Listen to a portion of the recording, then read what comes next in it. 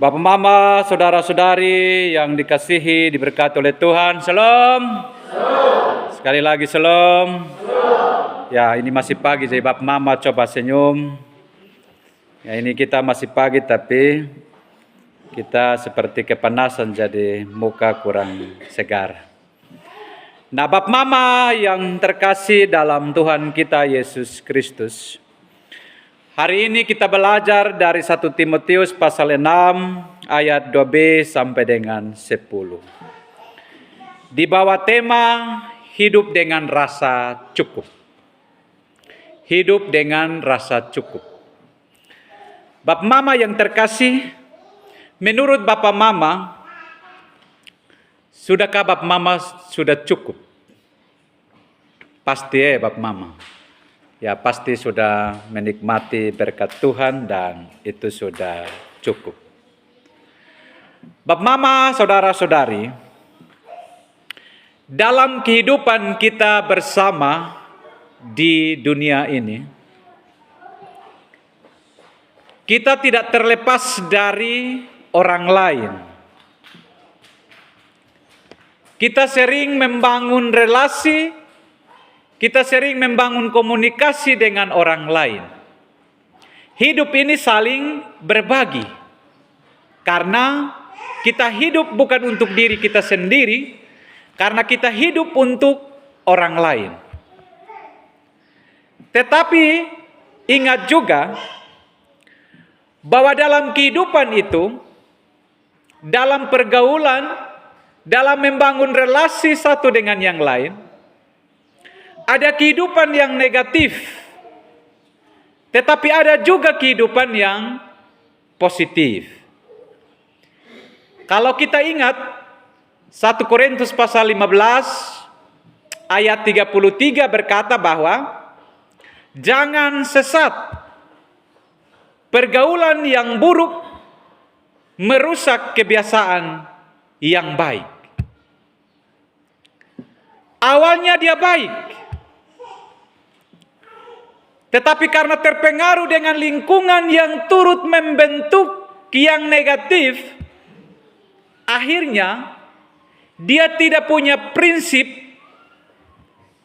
sehingga ia terjerumus dan jatuh dalam kehidupan yang negatif atau kehidupan yang salah.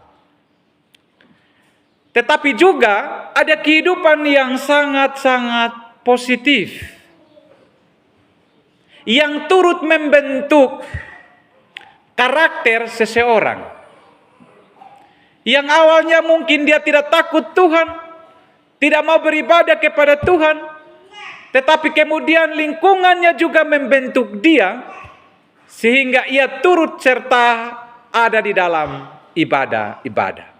Itu kehidupan yang positif. Kita perhatikan dalam bacaan kita saat ini, dalam 1 Timotius, surat 1 Timotius ini ditulis oleh Rasul Paulus kepada anak rohaninya, yaitu Timotius. Timotius ini diutus untuk tinggal di Efesus oleh Paulus. Kalau kita perhatikan dalam bacaan 1 Timotius pasal 1 ayat yang ketiga. Untuk memperhatikan nasihat bapa rohaninya terhadap pengajaran lain yang disebut Paulus ajaran sesat. Ajaran sesat itu Bapak Mama penyakit bersilat kata kalau dalam bacaan kita saat ini.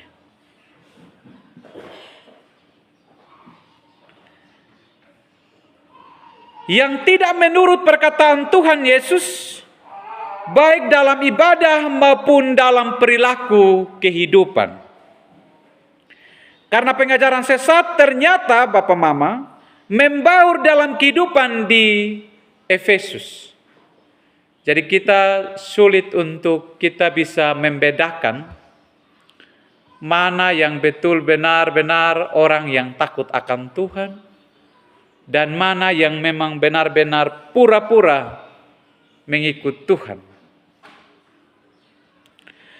Paulus, dia menaruh kepercayaan kepada anak rohaninya, yaitu Timotius.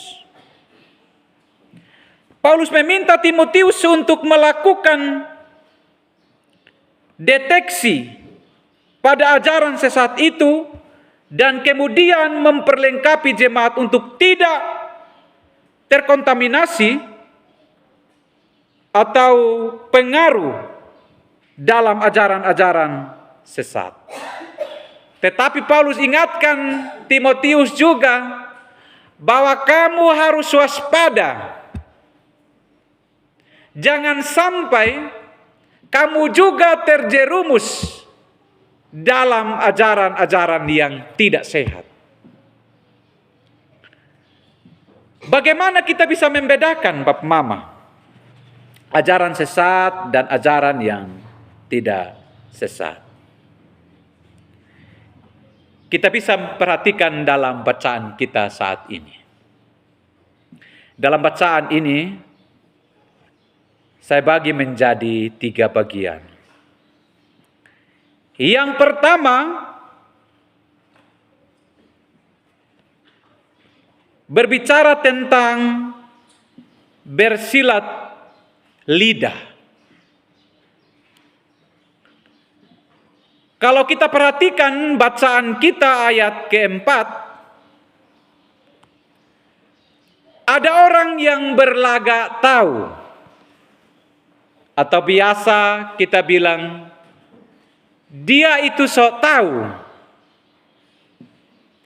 Ketika orang punya masalah, Bapak Mama, dia akan tampil untuk memberi motivasi, memberi nasihat. Dia memberikan penghiburan, kekuatan kepada orang yang punya masalah. Dia sok tahu, Bapak Mama. Tetapi ingat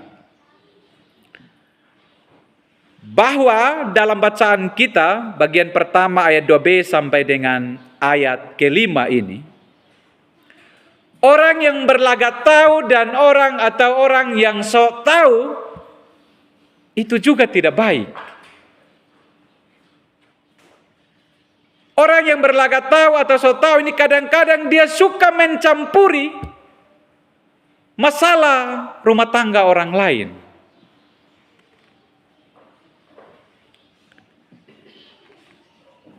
Kalau penyakit orang yang sok tahu itu, dia mencari-cari soal. Padahal orang tidak melakukan masalah, atau orang tidak omong hal itu. Tetapi karena dia suka cari hal, dia mencari-cari soal, lalu kemudian dia kembangkan itu cerita menjadi masalah besar. Dan jika orang yang mendengar itu, lalu kemudian dia tidak memfilter, dia tidak menyaring informasi dengan baik, maka akan menjadi masalah.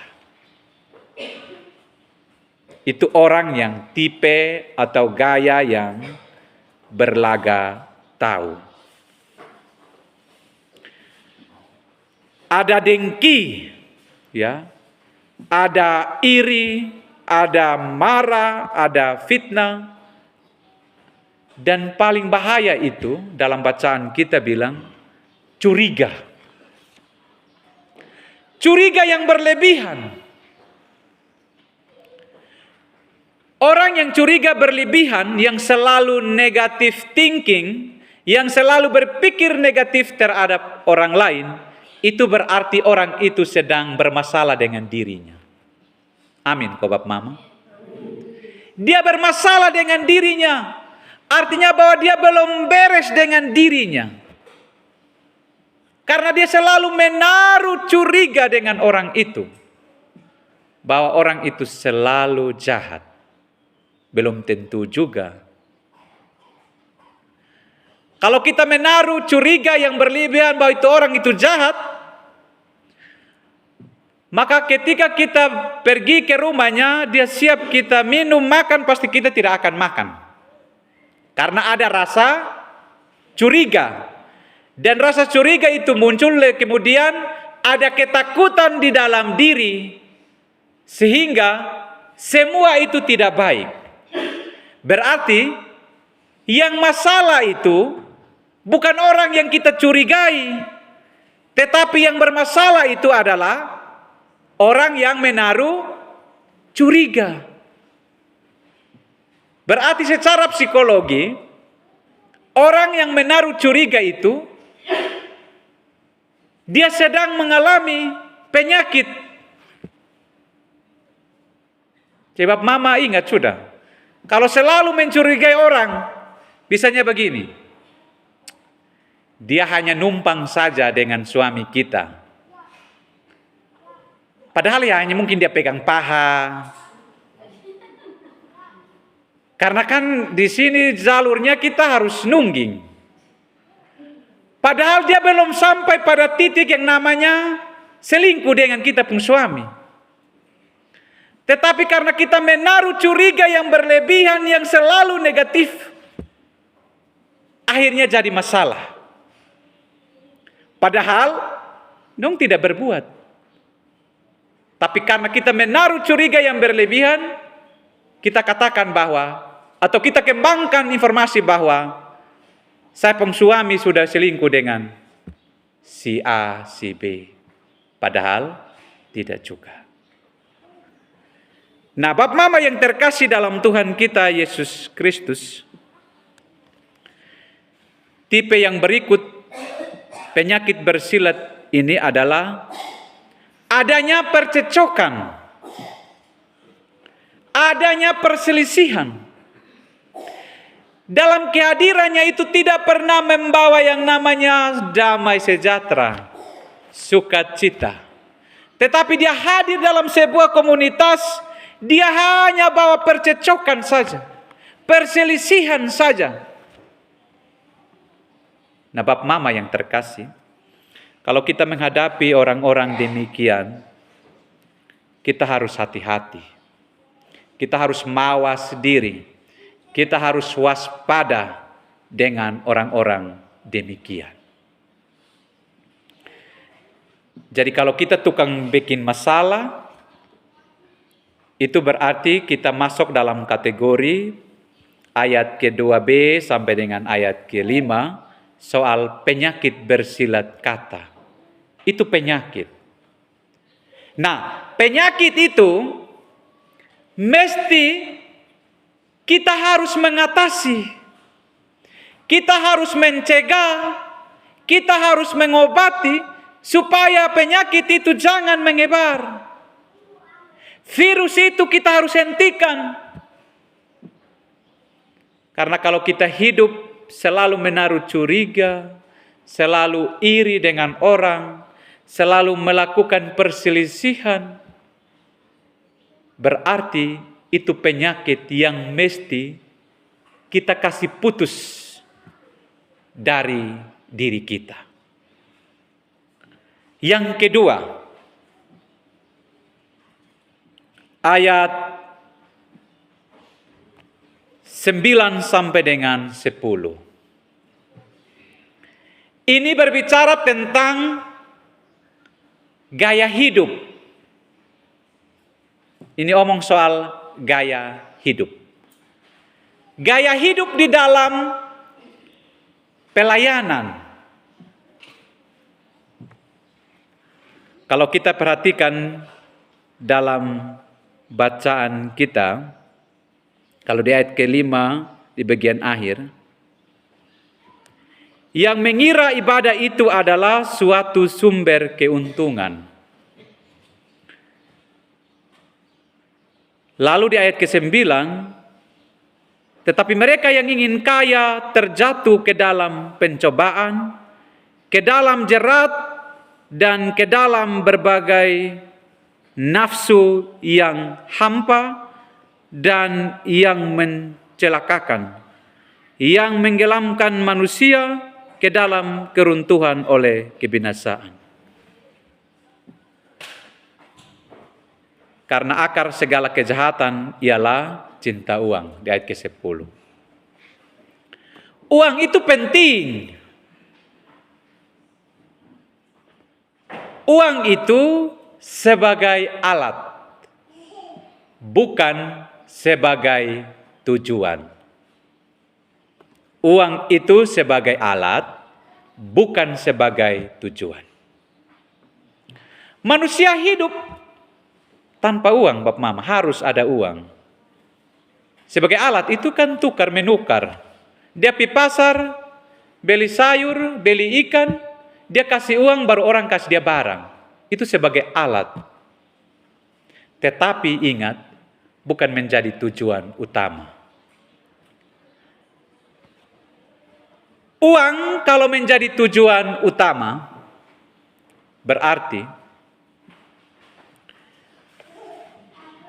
dalam pelayanan itu,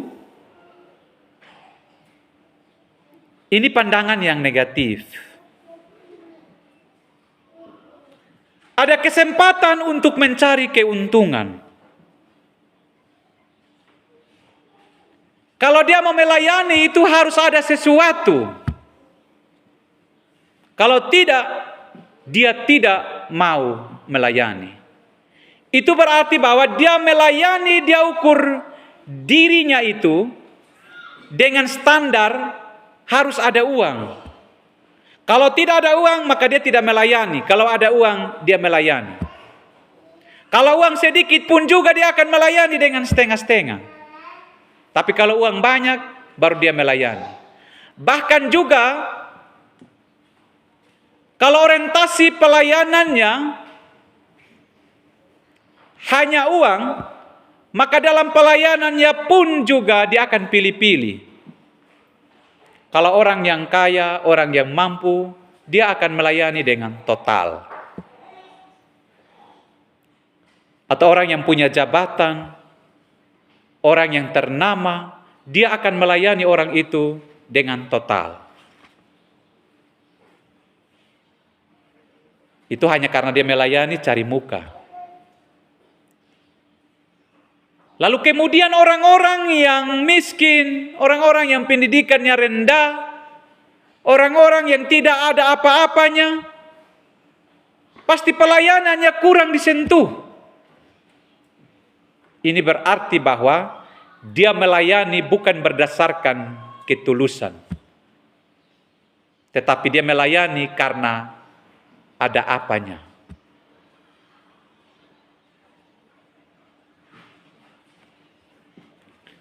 Tetapi ada pandangan positif terhadap pelayanan. Karena dia melayani bukan ukur soal uang. Yang memandang pelayanan dengan positif adalah pelayanan itu adalah kesempatan untuk kita berbagi berkat kepada orang lain. Pelayanan itu adalah kesempatan di mana kita berbagi berkat kepada orang lain. Berbagi berkat bukan hanya diukur dari materi. Tetapi firman yang kita sampaikan, itu adalah kesempatan untuk kita memberitakan firman Tuhan kepada sesama kita.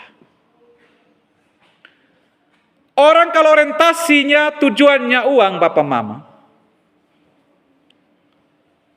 dia akan mengejar uang sehingga dia bisa lupa beribadah kepada Tuhan.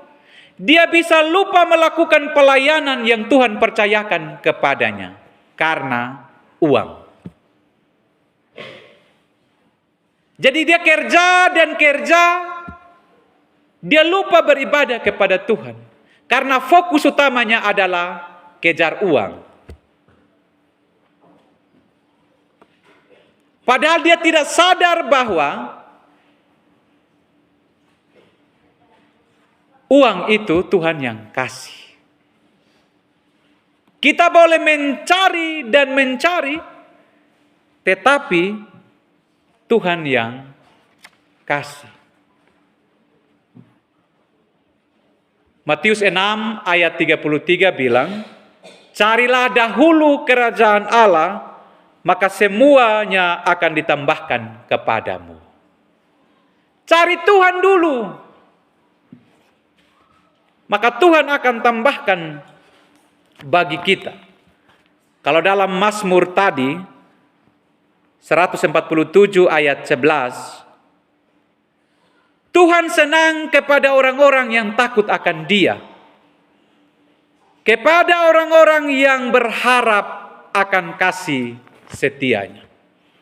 Takut dan berharap kepada Tuhan. Pasti berkat Tuhan itu melimpah dalam kehidupan kita. Bagian yang ketiga dalam bacaan kita saat ini. Kita perhatikan ayat 6, ayat 7, ayat 8.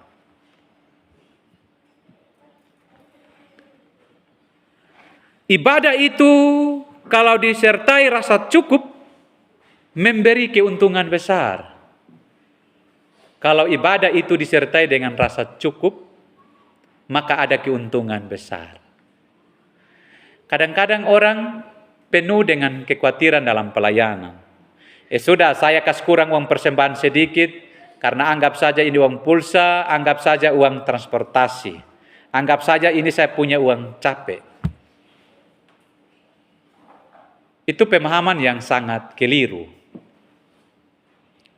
Kalau di dalam ayat ke-6 ini, kalau kita belajar untuk mencukupkan diri dalam pelayanan, sebenarnya kita kaya. Tuhan akan memperhitungkan berkat kepada kita, yang penting tulus dan setia melayani Tuhan. Tulus dalam pelayanan Tuhan. Kata cukup dalam bacaan kita, ayat 6, 7, dan 8, saya mencoba lihat dari naskah asli Yunani, itu dari kata autarkeas. Autarkeas dari kata autarkea. Kata cukup ini, dia mengandung pengertian atau mengandung arti 3 hal. Yang pertama, kebebasan dari bersandar kepada orang lain, baik manusia maupun benda. Kondisi kehidupan yang sempurna, di mana lagi tidak dibutuhkan bantuan apapun. Itu cukup. Dia pun hati itu tidak melekat pada materi atau pada sesuatu. Hatinya tidak melekat. Itu kata cukup. Yang kedua,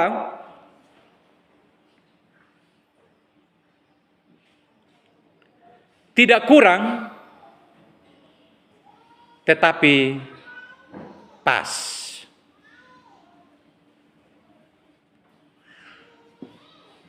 Tidak kurang, tidak lebih, tetapi pas.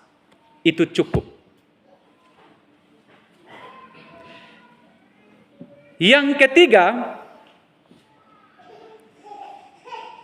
bersyukur dengan apa yang dimiliki. Jadi orang yang merasa cukup dalam hidup adalah orang yang mampu bersyukur dengan apa yang ia punya, dengan apa yang ia miliki dalam hidup. Tetapi kalau orang yang tidak merasa cukup dalam kehidupan, dia akan merasa kurang dan kurang, tidak pas. Dia selalu merasa kurang. Oleh karena itu, Bapak Mama yang terkasih dalam Tuhan, hati dan pikiran yang puas dengan apa yang dimiliki. Jadi jangan kita hanya berpikir kurang dan kurang, tetapi hati dan pikiran kita harus puas dengan apa yang kita miliki. Yang menjadi pesan firman Tuhan bagi kita saat ini, yang pertama, belajar mengenal kehendak Tuhan dan perintahnya. Kita belajar mengenal kehendak Tuhan dan perintahnya. Kita belajar mengenal kehendak Tuhan dan perintah Tuhan, maka kita adalah orang-orang yang takut akan Tuhan. Kita bekerja segala sesuatu, kita hanya berharap kepada Tuhan. Ada rasa takut, sehingga kita kerja sesuatu itu Bapak Mama penuh dengan kejujuran, penuh dengan ketulusan, dan bekerja bukan untuk mencari keuntungan untuk diri kita dan mengorbankan orang lain. Diri kita yang untung, orang lain yang menjadi korban. Maka dalam pesan firman Tuhan harus belajar untuk taat pada Tuhan dan perintahnya. Yang kedua, dalam pesan firman Tuhan saat ini, hidup sederhana itu belajar bersyukur. Harus sederhana, mencukupkan diri dengan apa yang ada pada kita. Kadang-kadang kita pun hidup ini mau membandingkan kehidupan dengan orang lain. Akhirnya kita melakukan penyimpangan dalam kehidupan. Di ayat ke-10 dalam bacaan ini, orang telah menyimpang dari iman dan menyiksa dirinya dengan berbagai-bagai duka. Karena apa? Dia mau samakan dirinya dengan orang lain, sehingga yang terjadi adalah korupsi. Dia melakukan pemerasan. Dia telah menyimpang dari imannya. Iman Kristen mengajarkan kita takut akan Tuhan. Berarti tidak boleh menyimpang dari jalan Tuhan. Tidak boleh mau kaya sehingga dengan cara melakukan korupsi. Bapak Mama, akhir-akhir ini korupsi itu bukan hanya terjadi di pemerintahan, tapi korupsi juga bisa terjadi di gereja. Karena mengelola sesuatu dengan tidak jujur. Itu bagian dari korupsi. Jika kita telah melakukan itu dan kita menyimpang, lebih baik kita melakukan perubahan dalam kehidupan kita. Yang terakhir, ketiga, ukuran cukup untuk kita mampu menikmati. Ukuran cukup untuk kita mampu menikmati. Bukan seberapa banyak yang kita miliki, tetapi seberapa banyak yang kita nikmati. Bukan seberapa banyak yang kita miliki, tetapi seberapa banyak yang kita nikmati dalam hidup. Kalau orang ukur seberapa banyak, dia akan kehilangan kesempatan untuk menikmati berkat Tuhan. Hidup yang diberkati bukan seberapa banyak yang ia miliki, tetapi kuasa yang diberikan oleh Tuhan untuk menikmati berkat Tuhan. Syukuri apa yang ada padamu. Belajar untuk mencukupkan dirimu. Tuhan memberkati firman-Nya. Amin.